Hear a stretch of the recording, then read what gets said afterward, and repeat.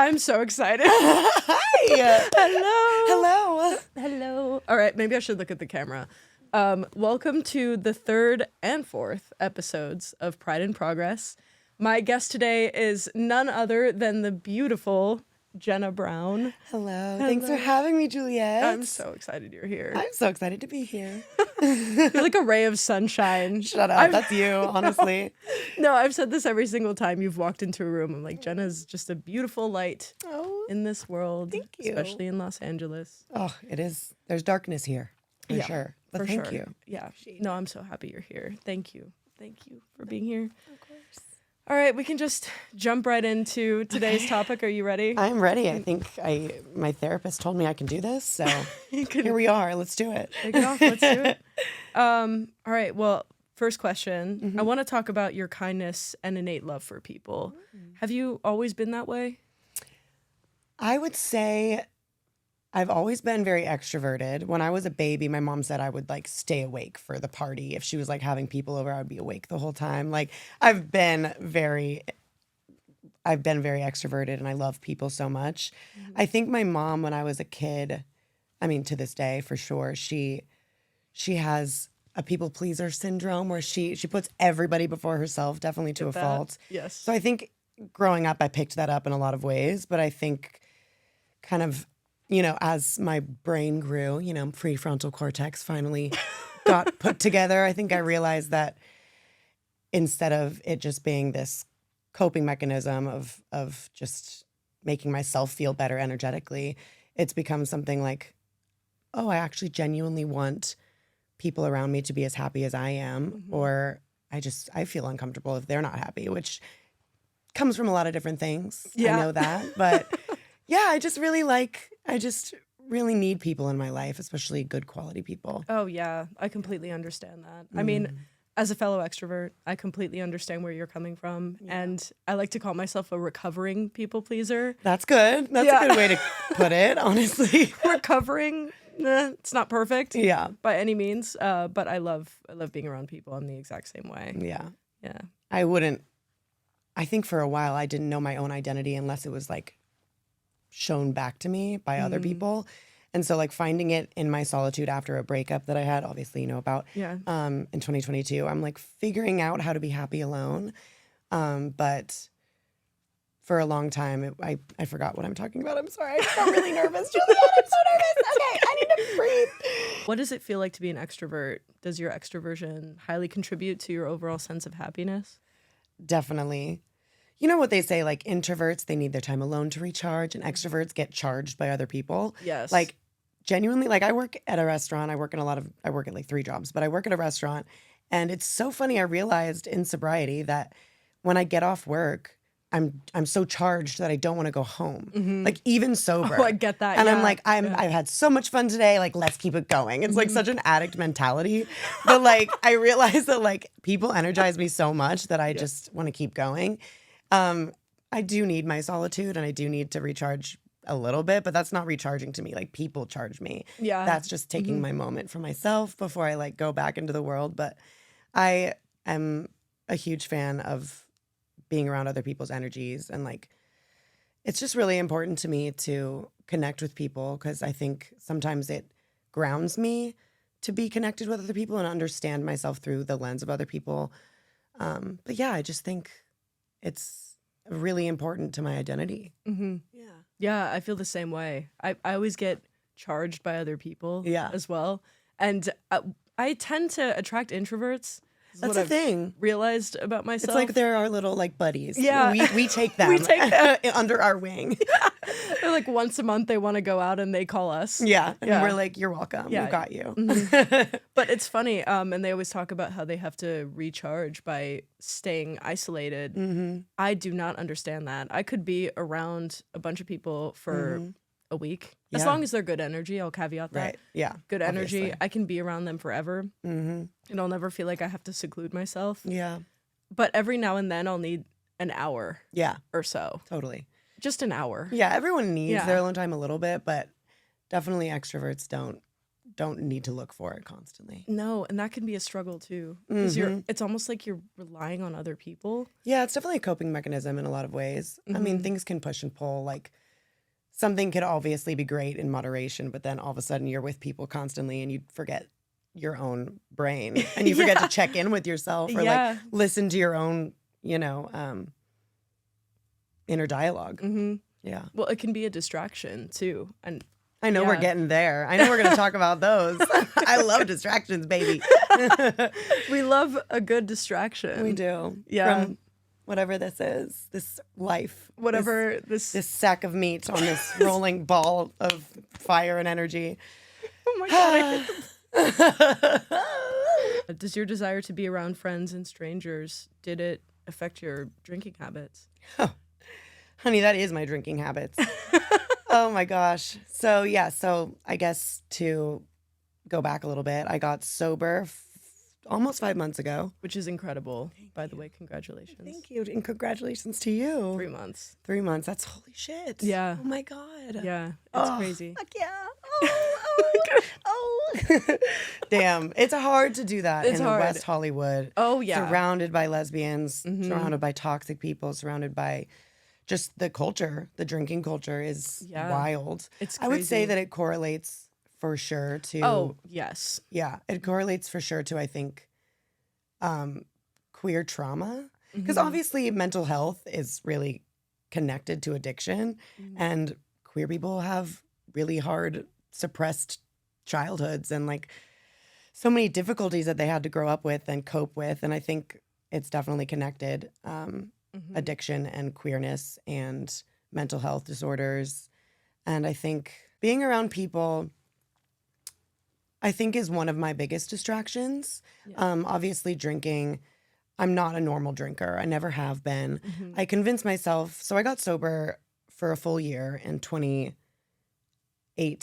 Oh, I didn't know that. Really? Yeah. No. You didn't know that? Okay, so that was like the first realization of my addictive personality, my codependence, kind of everything that I had been ignoring or just it was in my subconscious. I didn't know about it yet.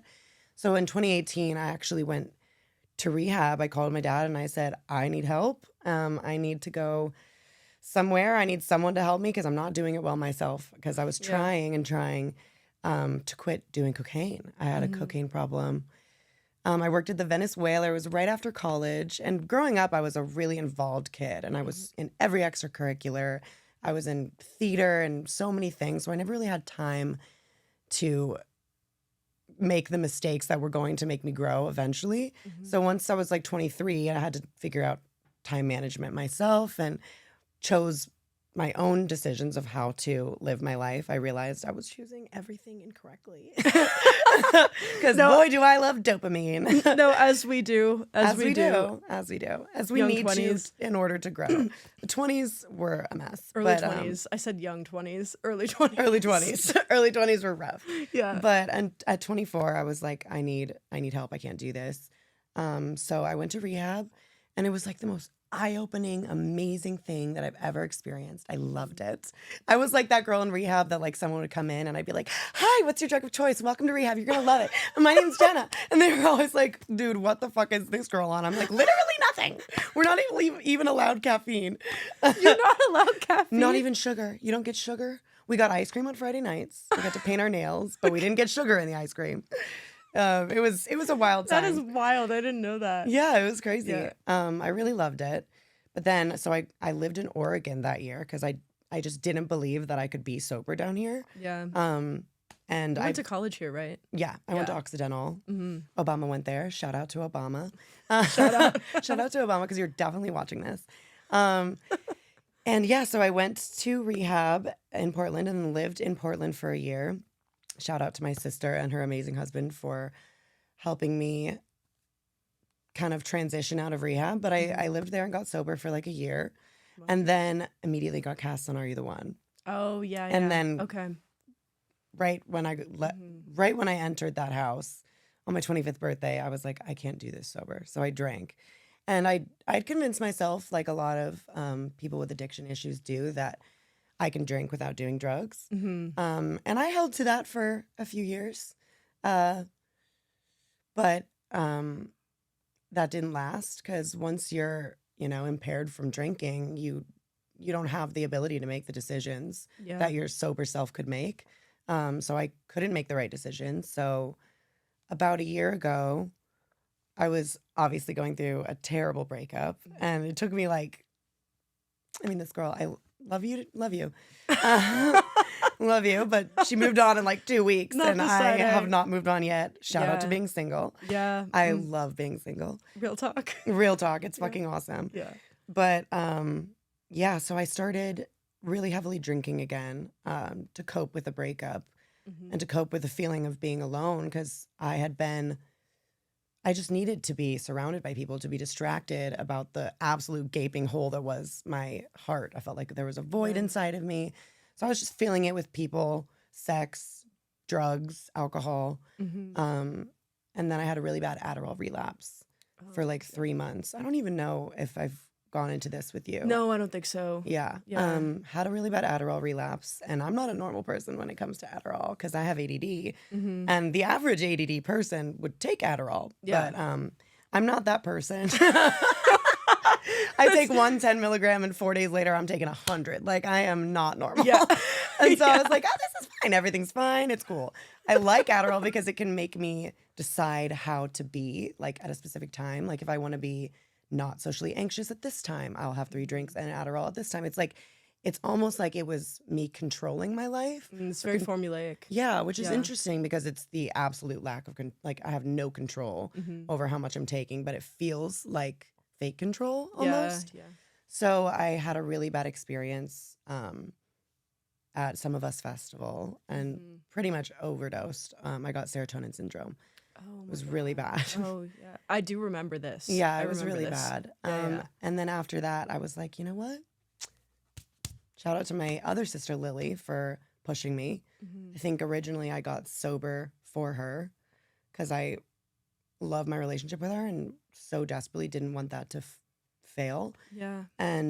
But then about like 3 weeks in, I was like, I'm going to do this for me. Like, this is for me now. Like, this is great. I love this. But I mean, it's terrible. And it's so hard. Yeah, it's so hard. It's so hard. It's so hard. Especially with the world opening back up now. Oh my God. And the sun setting later, the lesbians are coming out. It's like the clothes are coming off and the claws are coming out too. Oh God. The claws are coming out. The Yes. pussies. I mean, it's all out now. And I'm excited about it, but part of me is like, I can't do this sober. So I'm working on it. But yeah, that's why I originally got sober this time around. And I can't even begin to explain how much happier I am. I don't even. Ooh, I might cry. It's okay. It's okay if you do. It's a very emotional thing. And sometimes I like to call it an anchor. Like you have your reason for not drinking or being sober, or whatever your choice may be. It's kind of important to have, whether it be a person or a goal, something to anchor you to reality. Like for me, it's a goal. It's not necessarily a person. Really? Yeah, but my journey has been a little bit different from yours. Like I realized last year that I had a little bit of a problem. Yeah. Because I was going out all the time. All the time. It's that extrovert thing. Constantly surrounding myself with people. I wanted to distract myself from the pain of mostly losing my mom and everything else that I was going through, which was just like I went through a breakup, which was horrible. We hate those. Oh my God. And she also moved on really fast. Why do they do that? Stop doing that. Stop doing it's that. weird. I know. I'm embarrassed for you. Like, Jesus. Oh my God. Yeah, no, I thought I was going to marry that girl. I was Yeah. so in love with her, and it took me a year to get over her, and I felt so pathetic. Oh, my it's not God. pathetic. In fact, it's so much better when you're actually mourning the person rather than filling a hole with someone else. Yeah. So much more healthy. I didn't do that. It took me such a long time to get over her, and I dated people here and there throughout that year, but I wanted to really get over her. I wanted to take the time. Yeah. I wanted to take the time for myself, but during that time I was still filling that hole with people, going out, drinking. Yeah. And I told myself I didn't have a problem because I would have one or two. I mean, you've hung The out with me many justification times. system Like, is wild. yeah, and it's not like I'm different than you in that I can allow myself to have one or two. Yeah. And What do you call me? You call me crazy? What are you saying? I'm calling That I can't have one or two? Yeah, I mean, it's true. It's true. I'm more of a 9-10 vibe. Yeah. No, that makes sense. I get it. Yeah. But I remember sitting down with myself one day and I started adding it up like week by week in my head because I was going out 4 or 5 times a week. And I was like, oh, shit. You know? It's a wild thing to hit you. Yeah. And I remember I was filling out a doctor's note and they always ask you like how many drinks per week. And I was like, usually I'd write 3 or 4. Yeah. Girl. You're like, wait a minute. I'm doing the math here. I was fully lying to myself. And I started having these realizations throughout the month of December, really. And New Year's, I went hard for sure. Yeah. I went very hard on New Year's. And then I went on a trip to Big Bear with some friends. And I remember just sitting there and I felt so, I'm going to say out of place. I felt really out of place. And I was holding this White Claw. I was holding a White Claw. And I just remember feeling so sad for so many reasons, not just because of where I was, but like I had so much going on at that time and I was going through a lot of loss.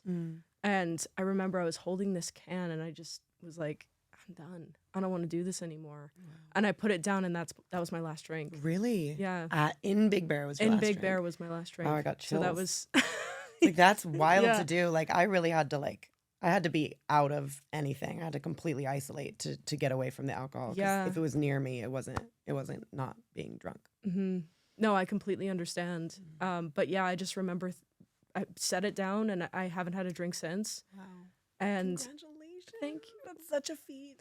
It's crazy. And it kind of started off as a challenge. Everyone was doing 75 hard. Right. So yeah. I was like, all right, let me do 75 hard. And then I'm quoting Tom Holland here. I love Tom Holland so much. I love the way he thinks about drinking. I love the way he thinks about drinking because my story is very similar to his. Like you start to realize that you have a problem. And then I did the 75 hard challenge and I got about 30 days in and same thing as him. All I could think about was having a drink. And I was like, why is this so hard for me? And then I'd go out and it's all I could think about. It was such a temptation. Everyone around me was drunk. And I realized, again, same as him, I used it as a coping mechanism for social anxiety. And I also like having something in my hand. And the act, Just, it feels the act. like we need like little balls or something to squeeze. Yeah. I feel like it's an anxiety, fidgety sort of thing. Yeah. But I like having something in my hand. And I was like, I am not going to drink until this feeling goes away. And That's it wasn't strong. It wasn't until very recently that it did. Amazing. Yeah. Teach me your ways. It's still not gone. For It's me. not gone. It's not gone. I mean, excuse me. I have a very different story.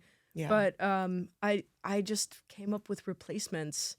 Like, okay, one time I went to a dinner with a friend of mine and I asked for an espresso martini without alcohol. And they looked at me like I had 3 heads. They're like, that's espresso. That's That's espresso, honey. Do you want an Americano? They're like, that's espresso. But yeah, that was my shit. So Yeah. I asked and I was like, can you make this happen? They were like, sure.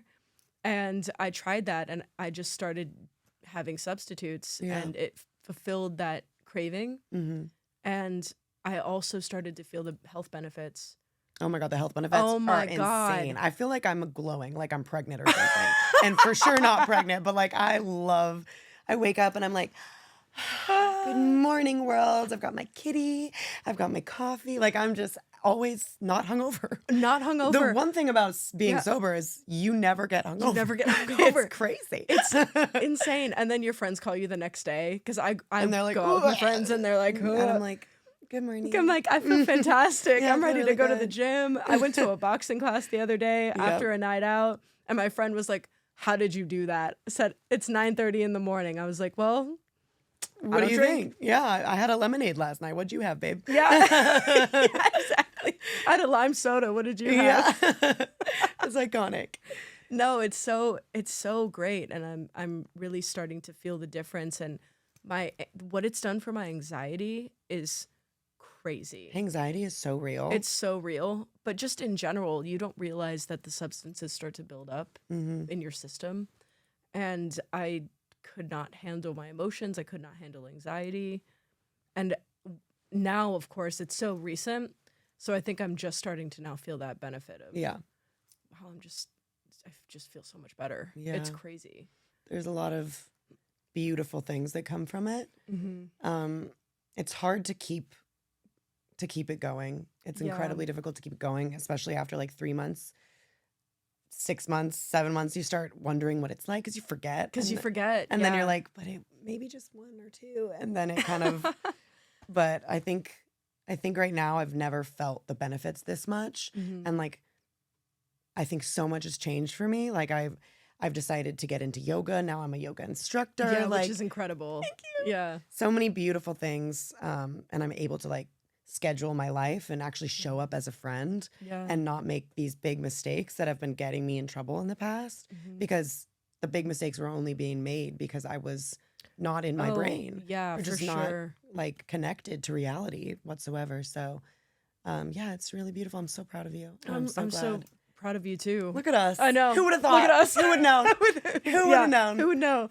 Well, it's funny you say mistakes, because I recently I had a little bit of a falling out with a close friend of mine, and I got a message, and when I was reading through that message, I was like, oof, I made mistakes, and I probably made these mistakes under the influence. And that also contributed to me not wanting to drink anymore. Yeah. I was like, I don't want to not be in control. Yeah. It's hard to be yourself when you aren't in your brain. Yeah. When you're not there, you can't be you. Yeah, exactly. You can't be yourself. And I'm a control freak, for sure. I think that's a lot of people with like an addictive personality, or even just like the habit. A lot of it is about control. Yeah. And like how to control your life and how to feel in control of your life. And it's funny because it actually makes you the most out of control that you can be. Yeah. So it's interesting the way that we think we're controlling, but it's really just suppressing. Oh, totally. And I know you brought this up earlier, but I want to bring it up again.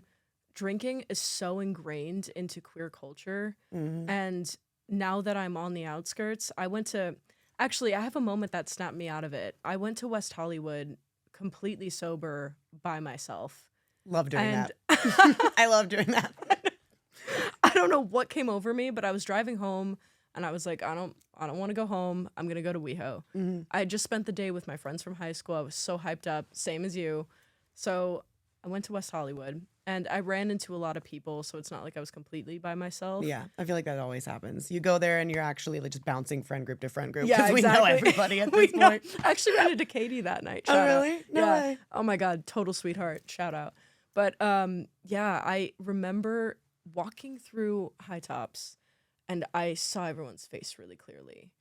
And I don't know what it is, but I never noticed that about drinking, that everyone just kind of blurs by and you're so focused on your own bubble.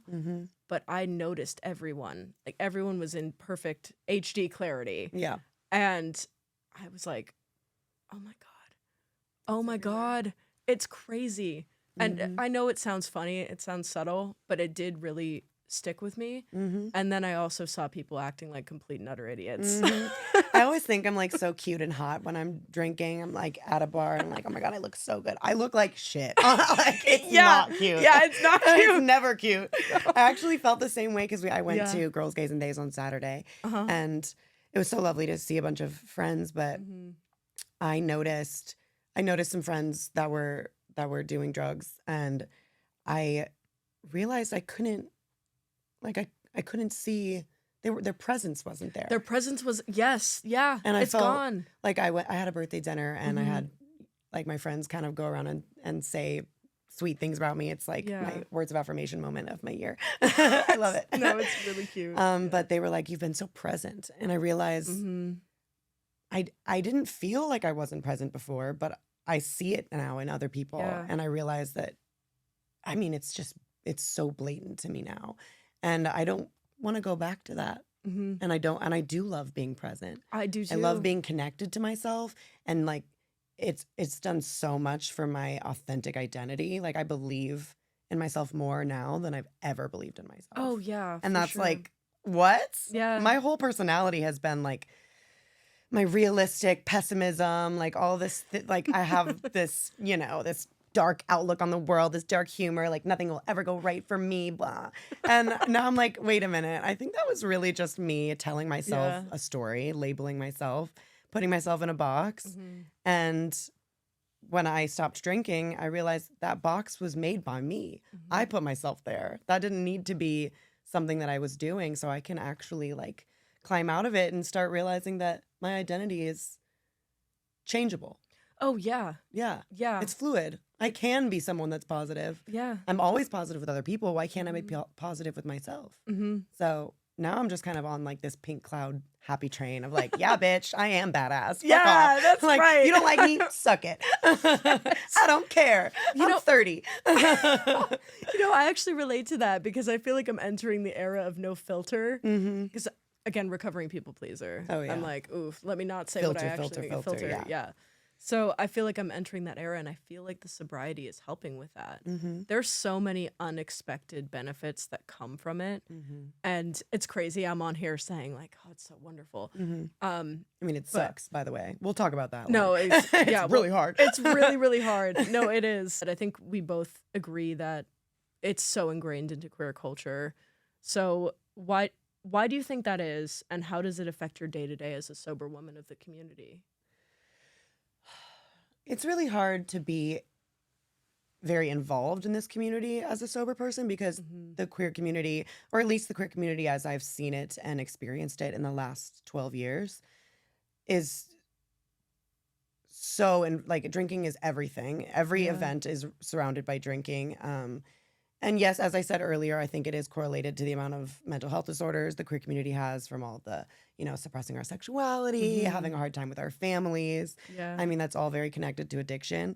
But in general, I think most communities, I think Earth is the problem here. I think it's Earth. I think it's humans. I think that humans are terrified of living without this crutch that it's so normalized now. Yeah. It is our crutch. It's the thing we go to. I mean, I just watched the movie How to Be Single yesterday, and the entire movie, me and Gray were realizing that the entire movie is based around drinking. Like singledom is alcoholism, basically, is what it was giving me. I was like, well, let's figure out if we can kind of steer clear from that. But it's just really involved in all of human culture. We're scared. We don't understand what this is. We're all trying to find meaning. And when we're struggling with our emotions, instead of, boomers going to therapy, they drink it away. And it's kind of just something that has been passed down from generation to generation. And I think something that would be beautiful and beneficial in the queer community would be more events that aren't surrounded around alcohol. Like Queer Field Day, a fucking amazing event. And I don't feel the need to drink. I mean, I did when I was drinking. I felt the need to drink every day. But at Queer Field Day, it's not surrounded by alcohol. It's just a beautiful daytime place for people to connect. I've met so many people there. Couples have met there. That's a place that I feel safe as a sober person. Yeah. But I think in general, like I've had to take a big step back from the community. Just, it's everywhere. It's scary. It's hard. But I've learned to be comfortable in my solitude, which I was terrified of being alone my entire life. Yeah. Like my entire life. So in the past 5 months, this is the first time, because the first time I got sober, I had a boyfriend the whole time, which you're not supposed to do that. It's like 13th stepping. You're not supposed to do that. It's just filling something with another thing that you're, distracting yourself with. But I think this is the first time that I've realized that I really enjoy my solitude. And I don't need to be at every event. I used to have such bad FOMO. Oh my God, I needed to be at everything, or I felt like I wasn't, like my presence wasn't, if I wasn't involved, I didn't mean anything or something like that. So now I'm realizing that if I'm not there, who cares? Who cares? Like maybe people forget about me. Who cares? If they're not people that I have surrounded by me in my inner circle, like the people that I've chosen, LA's got a lot of people in it. There's always party friends. And that's beautiful, but I don't necessarily need to be out every single day so that the party friends can give me my dopamine, and then I can go to bed and make sure I don't, have too much time to think. Because one of my biggest problems with drinking was I didn't want to think before bed. I didn't want to be in my head at all. I wanted to black out every day so that I didn't have to spend 2 seconds with my own mind, because I was so scared of it, because I knew that that's the darkest part of me. It's always been. So now, this past 5 months, I feel like forcing myself, at first it was almost like a forced solitude. What's the word? I'm sorry, I'm like hermiting, like isolating. I isolated. Oh, I know what you're talking about. Hibernation? Yeah, it was like Yeah, hibernation. I was yeah, like yeah. very much isolating. I didn't want to be a burden to anyone with all of my emotions that were overflowing. But it like slowly but surely, and I didn't recognize this until one day I woke up and realized I like being around myself. I was like, wait a minute, You enjoy this has your own never company. happened. I'm Yeah. confused.